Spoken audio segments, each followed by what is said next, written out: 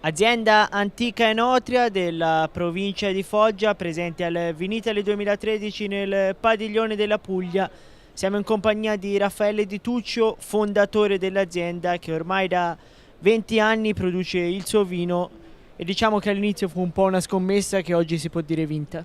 Nel 1993 mi fu consigliato di convertire l'azienda in biologico. Io ho accettato subito, quindi per cercare di evitarci prodotti chimici e tutto il resto, e quindi ho cominciato dal 93 a produrre un po' e a trasformare i prodotti dell'azienda.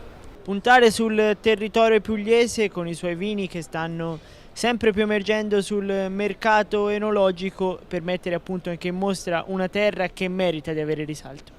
Sì, e infatti noi diciamo puntiamo sui vitigni autoctoni, non abbiamo vitigni internazionali, puntiamo soprattutto su questi vitigni autoctoni di antica esistenza delle cose.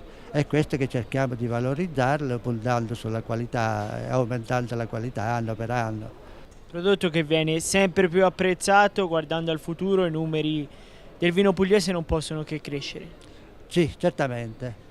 Diciamo i nostri prodotti sono apprezzati un po' da tutte le guide. Abbiamo un punteggio che va dagli 85 ai 90 centesimi in generale di tutto. Ad eccezione, diciamo, qualche cosa che si è avuta, un buon successo, diciamo, ecco.